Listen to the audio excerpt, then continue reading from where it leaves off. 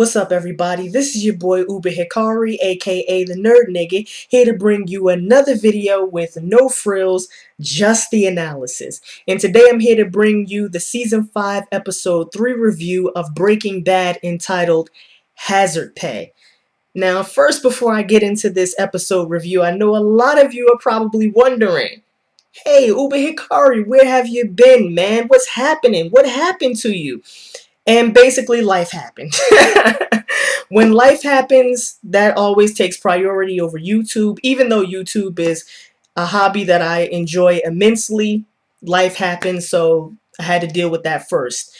Now, as we all should know by now, and if you don't know, I'm here to tell you, this season 5 of Breaking Bad is actually going to be split into two parts, which kind of sucks, and it's really just a way for AMC to milk all of the money that they can out of the Breaking Bad franchise. But basically what's going to happen is that this summer we're going to get 8 episodes of season 5, and then in the summer of 2013, 1 year from now, yeah, we got to wait that long, we'll get the final 8 episodes of the 5th season of Breaking Bad. So that's how this whole thing is going to break down.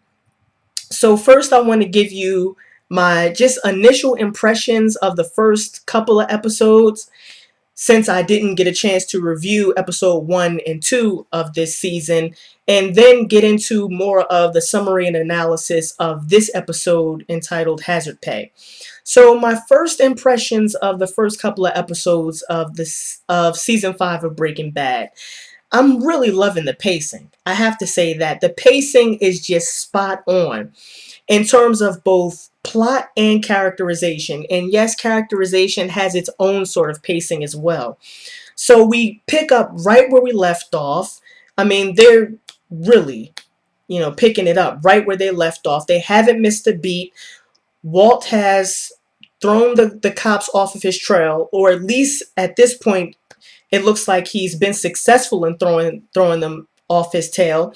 He's teamed back up with Mike and Jesse, and he just got finished cooking his first batch of meth, all within the first 3 episodes. So it doesn't look like we're going to get a long drawn out story, and it looks like they have this very, very well plotted and very well paced in terms of plot progression and narrative progression. So I'm really digging that. I really don't. I mean, even though this final season is supposed to be 16 episodes, I really don't want I really don't want it to feel like some of these episodes are going to be filler and some are just going to be long and drawn out.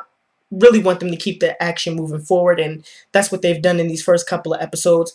Also, the pacing of the characterization is just phenomenal, and the characterization itself is phenomenal.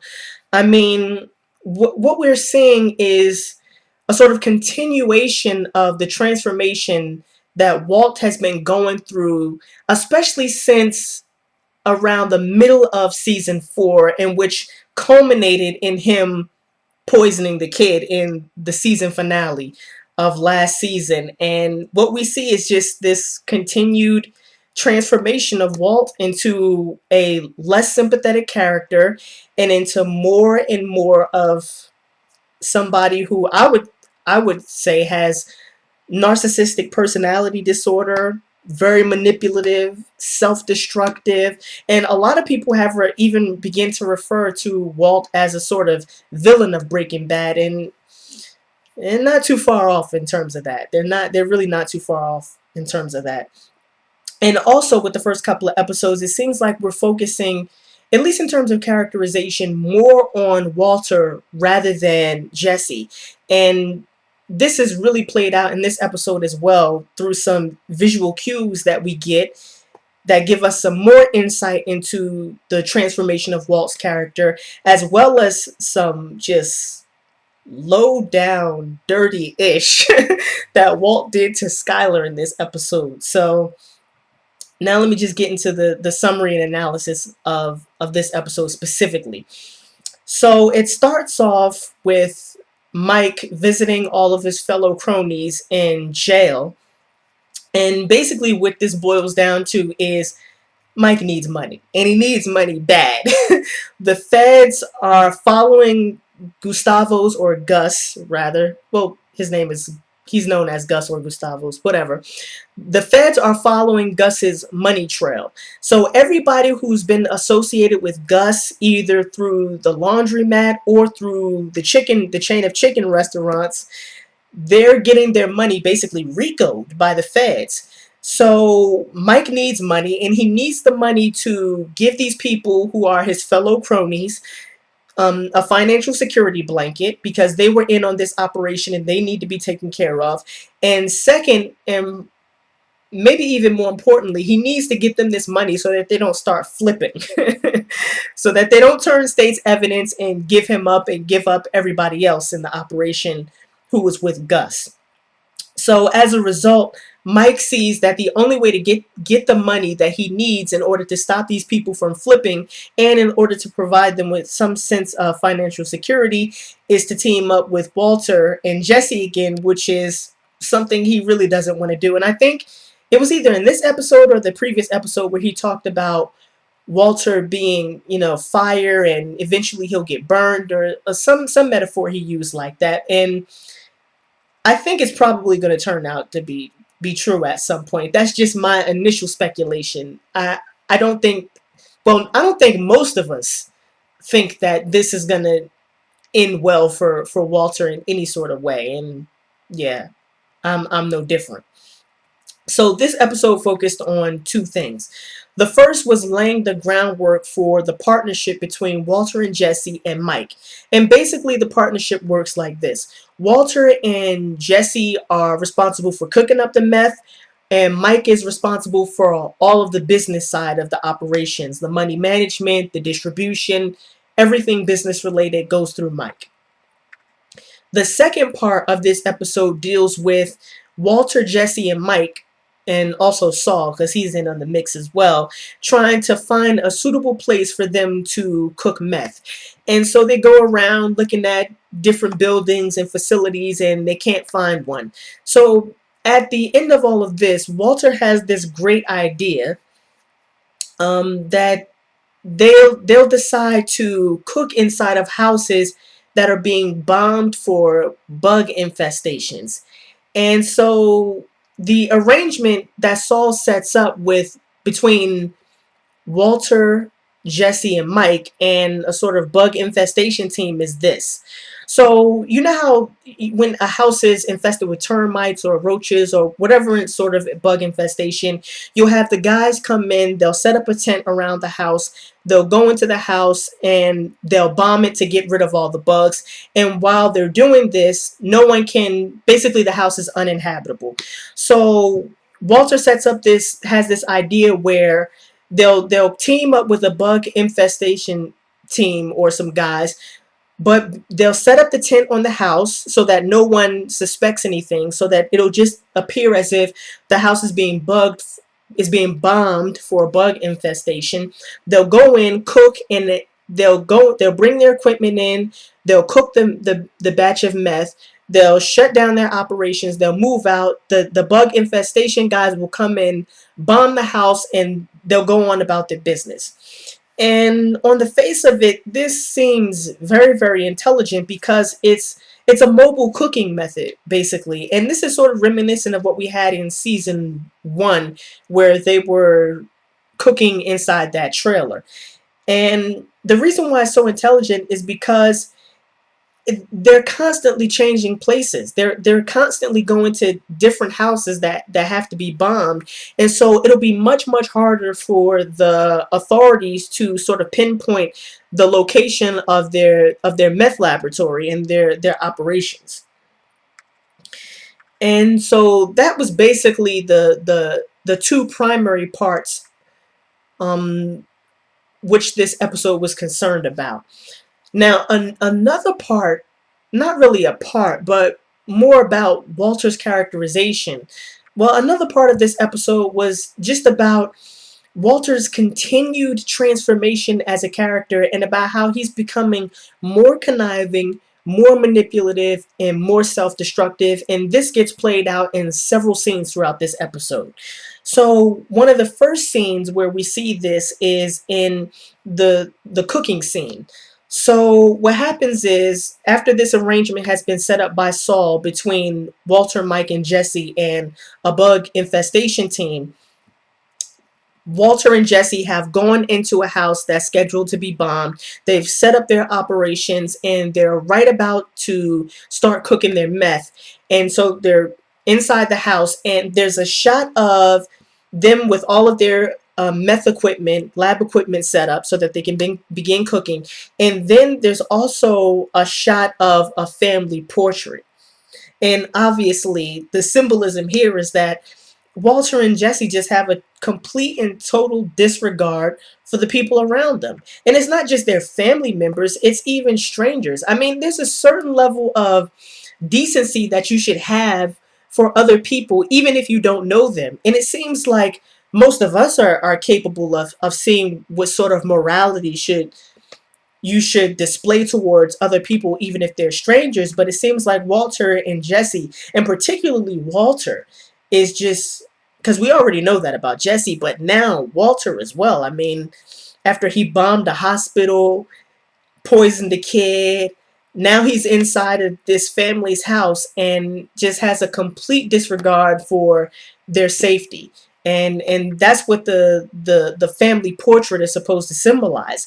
And not only that, the symbolism is even more ominous than that, because as everybody knows, when cooking methods is produces highly toxic fumes that will kill you. I mean, they will kill you. They're highly toxic.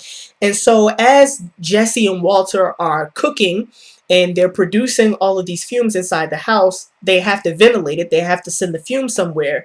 And there's a shot of the top of these toxic fumes being ventilated out of the house and being sprayed all over the playground equipment in this family's backyard.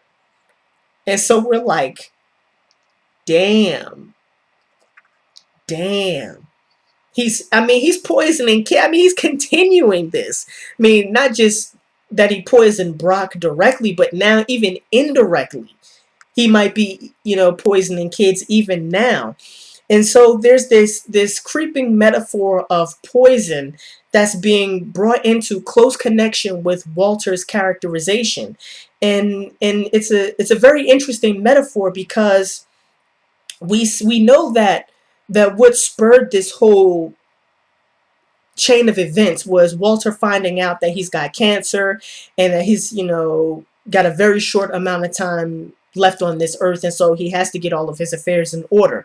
But now we see that there's a sort of symbolic or metaphorical resonance of cancer, because Walter himself, it's not just that he has cancer, it's that now he's become a sort of social cancer by being implicated in the drug trade, by setting off pipe bombs in hospitals, poisoning kids, becoming self-destructive, getting his family implicated in his drug dealings with Hank, and basically holding his family hostage. And so what we see is that it's not only the fact that Walter has cancer, but that he's now become a sort of social cancer. And this is, just gives you another sort of level of trying to understand precisely what Walter's character position is within this narrative of Breaking Bad.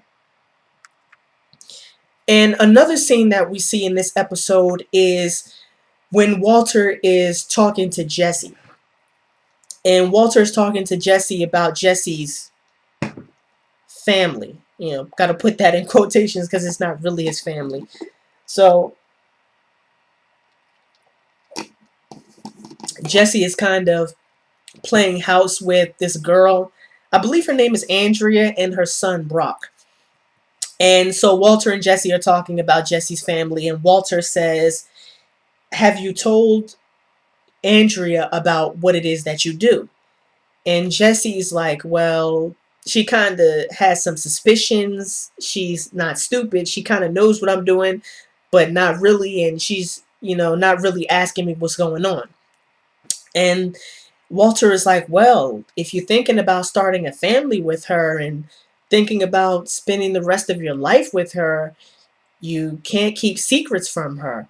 And then he goes on to say, which is, of course, some dramatic irony here, because there are some things that we know about Walter that Jesse doesn't know, namely that Walter poisoned Brock.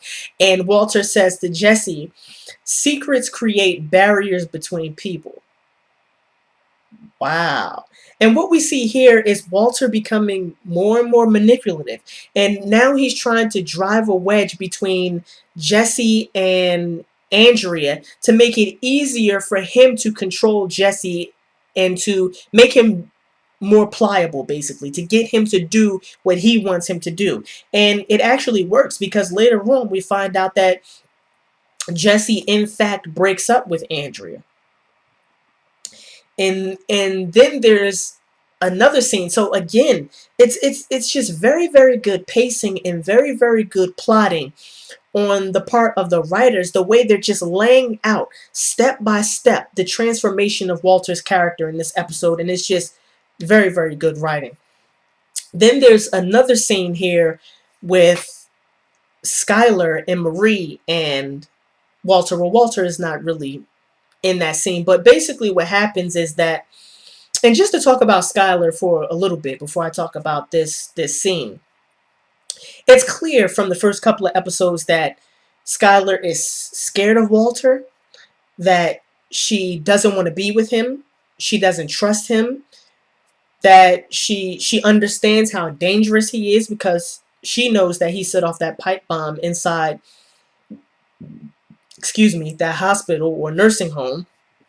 But basically she's trapped. She's complicit in his crimes, so she can't really get away from him. And on top of that, she's letting her emotions get the better of her, because she doesn't want to drive a wedge between Walter Jr. and Walter. And that's eventually, well, not even eventually, it already has come back to haunt her, given the fact that, you know, she's implicated in his crimes, and she's become a target. At one point, she was a target of Gus. And so if she had any intelligence at all, if she was smart at all, when we go back to that scene of her flipping the coin, she would have gotten as far away from Walter as she possibly could have. That's what she would have done.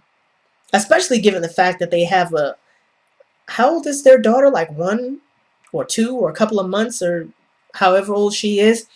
But there's also a scene in this episode where Skylar has basically a mental breakdown, a nervous breakdown, in the middle of talking to Marie at the car wash.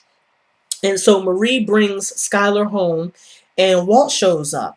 And Marie is sort of inquiring about what's going on with Skylar and why is she going through this nervous breakdown.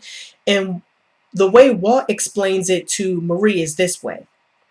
He says, he tells her that that Skylar had an affair with Ted Beneke, and then he tells Marie that Ted has been in an accident and he may not ever walk again. And so he's implying that Skylar has some sort of emotional connection or romantic connection with Ted, and the reason why she's having this nervous breakdown is because she's concerned about the fact that the man that she's been romantically involved with might not, is seriously injured. Wow. I mean, just low down and dirty. Can you say low down and dirty? And so this is again another scene of Walter's manipulation. And what he's been able to do in this scene is and then not only that, after Marie leaves, Walter doesn't even go to comfort Skylar. There's a scene where he's walking up. It looks like he's walking to the bedroom, and then on a second thought, he turns into the kitchen, grabs an apple, and starts eating the apple. Low down and dirty. But anyway, so this scene is showing how Walter is just able to isolate Skylar as the bad guy, while simultaneously being able to garner sympathy from Marie. And so again, everything is about Walter. Everybody should have pity on Walter and feel sympathy for Walter. Meanwhile, none of them know that he's really responsible for Hank being in the position that he was in. And so this is another way in which, Walter is being very, very insidious in terms of how he's able to gain control over Skylar, or gain deeper control over Skylar, and also gain deeper control over the situation and over his family. And then not only that, talk about symbolism, but when Skylar finally comes out of the bedroom several hours later, Walter is sitting there with Walter Jr. and their baby daughter eating popcorn and watching Scarface, another drug kingpin. That's obviously not a coincidence on in terms of the writers. And so it's very clear now that Walter has pretty much made this huge transformation away from a character who was at first somewhat sympathetic to now just being completely manipulative and really having what I would call really narcissistic personality disorder, because that's basically what Walter has, narcissistic personality disorder. Everything is about him.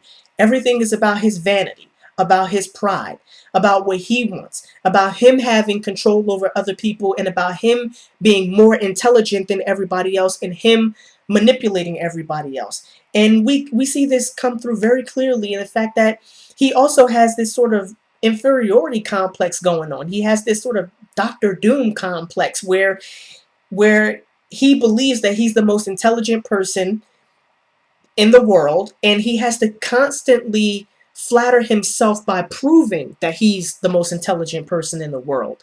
And when this first started out, he was saying that, I've done all of this to protect my family. I've done all of this so that my family can have a nice financial security blanket after I die.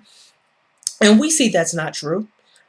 I believe it was in season 1 or 2, or I don't know how many seasons ago, but he was offered money by one of his old friends. The man told him, listen, I'll pay for your medical bills. I'll take care of your family. And he snuffed this guy. Just snuffed him, because in Walter's mind, in Walter's universe, it's all about his pride as a man. And so everything that he's doing now is a sort of extension of his twisted conception of masculinity. And that's what we see here. And also, in terms of him saying that this was about protecting his family. It's not about protecting his family. I mean, because again, his family was a target of Gus. I mean, no person who wanted to protect their family would ever engage in activities that would lead to their family being targeted by a drug czar. I mean, if you want to protect your family, that's just something you don't do. I mean, that's basic. That's basic common sense. And so we see that now that his family and that Skylar in particular are now just becoming objects, accessories that he can use to support his own vanity, to support his own sense of pride and masculinity, which has led to incredibly self-destructive um, behaviors. And we see that in the fact that just in, I believe it was in the last episode where he told Mike, listen, I'm negative $60,000 in the hole. So after 4 seasons, setting pipe bombs, poisoning kids, getting in cahoots with the drug czar, his family being in danger, the only thing he has to show for it is negative $60,000. And he did make some money in this episode, but he's quickly losing money, as we see, because now he's not making anywhere near as much money as he was making before when he was working under Gus, even though he's now employed. And a very, very good line. And the dialogue, woof, just spot on. Mike tells when Walter realizes that he's not going to be making as much money as he expected, Mike turns to him and says, just because you shot Jesse James, don't make you Jesse James. Oh, wow. Just absolutely great. And then one other scene in this episode that just absolutely seals the deal, and which was great dramatic irony on the part of the writers, was when Walter meets Brock, the kid that he poisons. Well, meets, because we know he met him before when he poisoned him. But he turns to Brock and says, I heard you were in the hospital. And you're just like, wow. Wow, I mean, classic symptoms of not just somebody who's narcissistic, but of a borderline sociopath. They have to bask in the glory of what they've done. They have to, so he can't put it in everybody's faces, but what he can do is have an inside joke at their expense by making a reference to the fact that this kid was hospitalized, and since he knows that he was the one who put him there, ha ha ha. He just made the same, ha ha, look how intelligent I am. Look at how I fooled all these people. I put this kid in the hospital and they don't even know it.